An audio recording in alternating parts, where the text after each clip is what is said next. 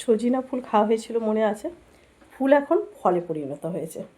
সজনে ডাঁটাগুলো হচ্ছে সজিনার ফল। আজকে সজনে ডাঁটার ঝোল হবে। সজনে ডাঁটা দিয়ে হবে মাছের ঝোল। তার জন্য মাছটাকে বেছে ধুয়ে নুন হলুদ মাখিয়ে রেখে দিয়েছি। মাছ বেছে ধুয়ে নুন হলুদ মাখানো আছে, এবার মাছটাকে ভেজে নেব। মাছ ভাজার জন্য কড়াই তেল গরম করতে দিয়ে দিয়েছি। তেলটা গরম হলে এতে মাছগুলো দেব। কড়াই তেলটা গরম হয়ে গেছে, এবার মাছগুলো একটা একটা করে দিই।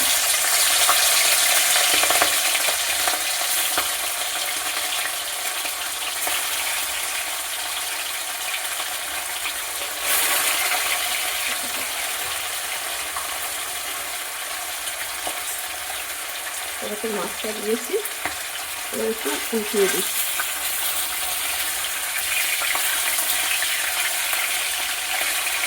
নতুন ডাঁটা দিয়ে মাছের ঝোল খেতে দারুণ লাগে।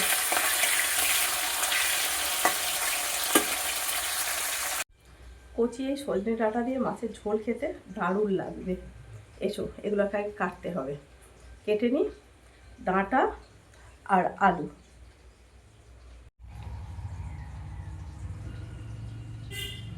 এই ডাঁটাগুলোর কিছুই ফেলার নেই, শুধু ছোট ছোট করে কেটে নেব।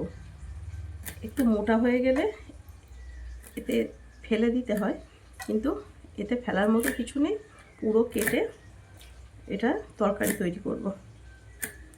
খুব সুন্দর গাছের থেকে পেড়ে একেবারে দিয়ে গেছে।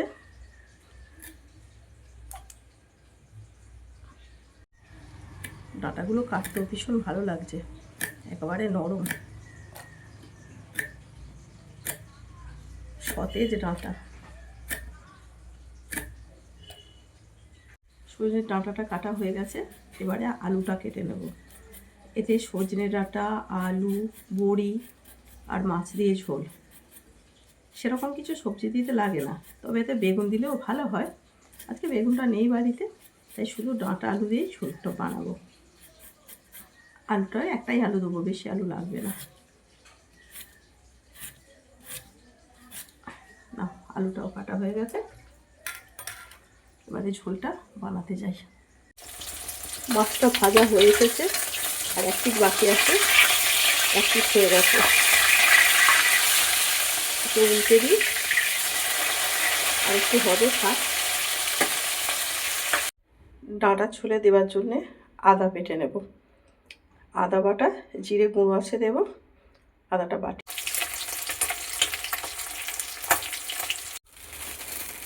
মাছগুলো ভাজা হয়ে গেছে, তুলে নিয়েছি। এবারে ডাঁটা ঝোলে দেওয়ার জন্য বড়ি ভেজে নেব।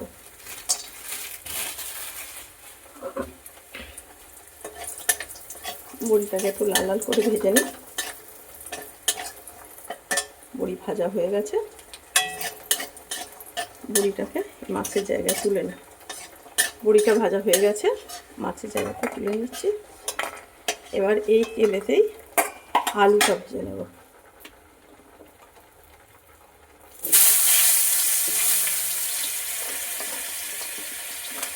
আলুটা এই তেলেতে দিয়ে দিচ্ছি, লাল লাল করে ভেজে নিই।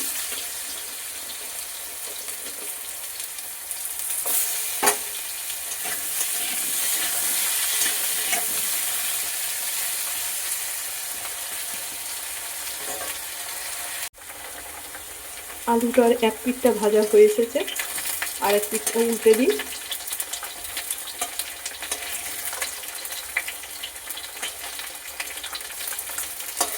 এই দিকটা ভাজা হয়ে গেলে এর মধ্যে ডাঁটাগুলোকে তুলে দেবো।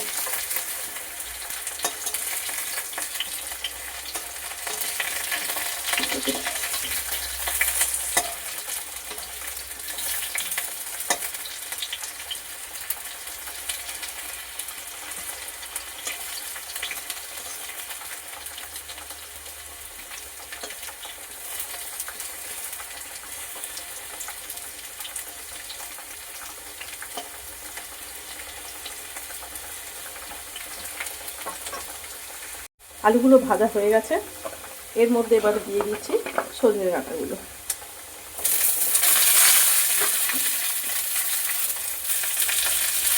এই বসন্তকালে সজনে ডাঁটাটা খাওয়া খুবই দরকার, রোগ প্রতিরোধ ক্ষমতাটা বাড়ায়,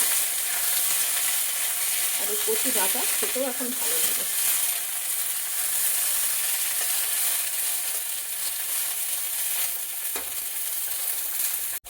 আলু ডাঁটাটা ভাজা হয়ে গেছে। এবার এর মধ্যে দিয়ে দিচ্ছি পরিমাণ মতো নুন, এরপরে দেব পরিমাণ মতো হলুদ, লঙ্কা একটু অল্প করে দেব, আর ধনিয়া গুঁড়ো, আর দিয়ে দেবো আদা বাটাটা। সব কিছু দিয়ে ভালো করে কষিয়ে নেব।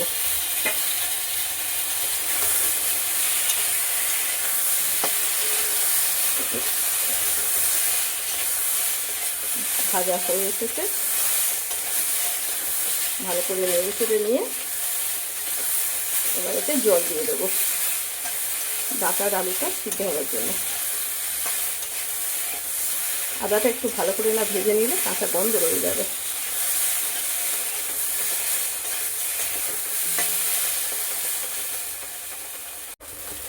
আদাটা ভালো করে ভাজতে হবে, নইলে কাঁচা গন্ধ লাগবে।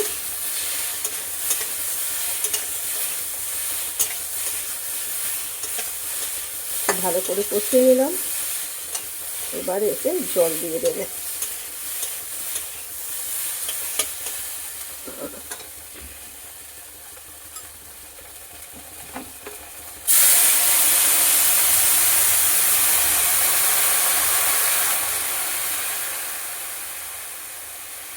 বেশি করে জল দিই, ডাঁটা আলু সিদ্ধ হতে হবে।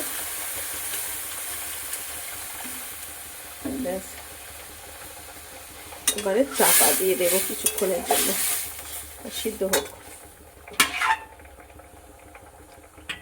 চাপা দিয়ে দিলাম, ঝোলটা ফুটছে, একটু নেড়ে দিই। এর মধ্যে দিয়ে দিই এখন মাছ আর বড়িটা। মাছটা তুলে দিলাম,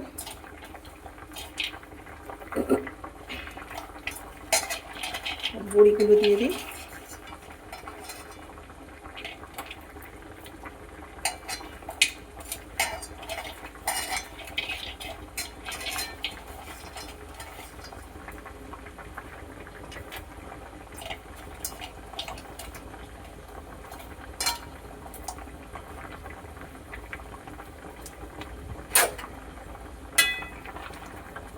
সিদ্ধ হতে থাক, চাপা দিয়ে দিই।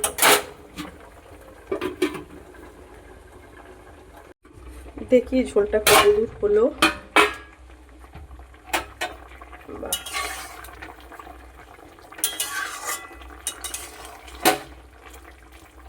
পাতলা পাতলা ডাঁটা মাছের ঝোল, আলুটা সিদ্ধ হয়ে গেছে, এবারে নামিয়ে নেব। রেডি হয়ে গেছে আজকের আমার ডাঁটা মাছের ঝোল।